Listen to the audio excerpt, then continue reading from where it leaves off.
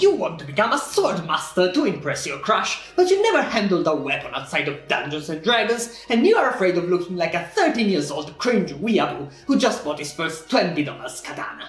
Worry not, we've all been there. The shame will slowly fade. You are lucky, Internet Traveler, because you came to the right place. My fellow humans, I bid you welcome to the first installment of Medieval Combat for Complete Dummies. Wow. In this video I will teach you the absolute basics of using a sword, in the shortest amount of time possible. You won't become a famed warrior, but at least you will look a bit more skilled than the actors in some god-awful Hollywood productions. But what makes me qualified to teach you the noble art of slaughtering your friends with bladed implements? Well, I've studied Eastern and European martial arts for most of my life, I got all the achievements in every Dark Souls game, and most importantly, I binge-watched Naruto and Bleach when I was in high school. Twice. By the way, 2 years ago I made a similar video about shields on my old channel in Italian and promised a follow-up about other weapons, and well, it took me a global pandemic, a haircut, a new channel and a language shift, but here we are! I always keep my word. Now, let's get down to business. But before that, we should answer a very important question. What the hell is a sword? Much to the surprise of everyone, this is a sword. In its simplest implementation, it's composed of a blade and a hilt. The hilt is made for grabby-grabby, the blade for stabby-stabby. Except for the Germans, but they are weird. There are exactly 16 billion different types of hilt designs, but most of them are made from the same 3 parts. A pommel that acts as a hand stopper and counterbalance, a grip, and a guard. You can find guards in every shape or form, ranging from the simple crossguard of a longsword to the disc guard of Asian swords to the fancy-ass rapier hilts of the Renaissance. Inside the grip you can find the tang, which keeps the blade and hilt in one piece. Pro tip! Wall hangers usually have almost non-existing tangs, so swinging them around usually means launching the blade into your little brother or worse, your PlayStation 5, so I'm not gonna stop you, but be warned. Speaking of blades, they are divided into 3 main categories: straight, curved, and whatever the fuck this is. God, I love African weapons. Whatever the shape, swords can have lots and lots of blade profiles, edge geometries, fullers, distal tapers, single or double edges. There's a lot of nuance and I can get very passionate about very niche topics, so let's cut it short before I go into full rambling mode for 6 hours and a half. As a rule of thumb, blades that are lighter, narrower and have their point of balance closer to the hilt are quicker, nimbler and are more suited for penetration, while broader and heavier blades have more authority in the cut and are ideal for chopping off limbs or splitting skulls. It all comes down to preference, except bigger is always better. That's what she said. So, now that we are familiar with how a sword looks, let's actually start using it. First off, unless you want to camouflage in a group of elderly people or flamingos, bend your knees and get into a low and wide stance. Your stance is more or less the length of a wide step and your feet are at shoulder width to increase your stability. Don't do weird stuff with your articulations, and more importantly, my eyes are up here, stop looking at my crotch. And finally, it's time to grab your sword and start looking cool and shit, but how do you grab a sword? Well, it's complicated.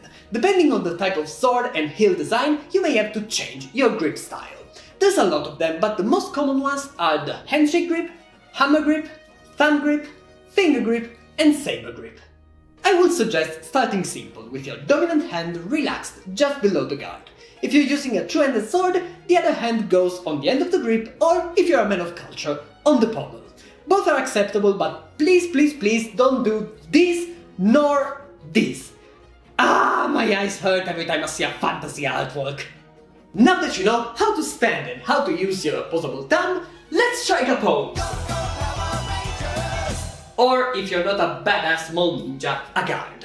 In historical fencing there are dozens of different masters, each with his own set of guards and names, just to make it harder for everyone, but most of them are quite similar. We will stick to the longsword fundamentals from Fiore de Liberi and Joachim Meyer, because there's some really bizarre shit out there. Let's go from high to low and enjoy my terrible pronunciation of German. We have, possibly without piercing the ceiling, posta di falcone or Fontag and posta di donna or Sonnenhut. These look cool, but not as cool as the evergreen Posta di Finestra or Ox, the favorite of all your local wannabe samurais.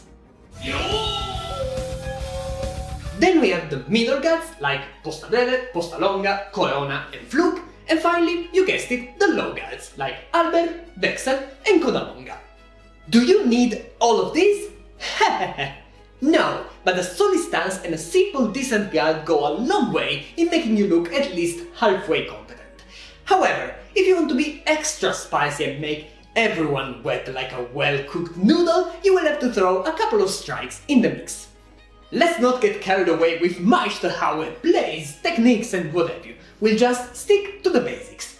Basic like this is the point of your sword, and with a good thrust you can drive it into your opponent with relative ease. You just have to lunge forward, extend your arm and poke. This is a super quick movement and the body mass behind it gives you a lot of penetration, so everyone seems to enjoy a fair bit of thrusting. By the way, you can thrust from any direction. This is especially useful for surprising your opponent and exploiting their openings. Next up, cuts, and we have to do a small digression. Sword blades are usually divided into 3 sections: the strong, the medium and the weak. Being more robust and with a favorable lever, the strong is used for parrying and blocking. The weak, on the other hand, reaches higher linear velocities and tends to be sharper, so that's the part of the blade you want to slam onto your opponent's face. You have a wide variety of cuts to choose from, but the most conventional are the downwards cut, the horizontal cut that can be higher or lower, and the ascending cut. If your sword is double-edged, each cut can be performed both with your true edge or false edge for bonus style points. Whatever you choose to do, don't be a nincompoop. Overcommitting to a cut and overswinging means getting stunned several times, and I heard that's not desirable. Swords are incredible force multipliers. You don't have to put much energy into your blow to cause damage. Also, if you ever slam a sharp sword on the ground, I will emerge from the shadows and drag you personally to hell. And I guess that's it! Did you learn something? Sword fighting can be a very useful skill in the 21st century, so if you want to learn more, you can find fencing schools all over the world. Heck, if you live nearby, you can even come practice with yours truly! That's the only legal way to challenge me to a duel and hit me repeatedly with a steel weapon. My training buddies seem to enjoy it a bit too much, so don't miss your chance! There's a link down below. Thank you for watching. This was a different video than usual, but this is my channel. You can't stop me. Anyway, let me know if you enjoyed it. Maybe we'll do more in the future. In the meantime, join my ever-growing army by subscribing and following me on Instagram and Twitter. Soon will be enough to conquer Greenland. Thank you very much for sticking around. Welcome to the newcomers, and as always, take care.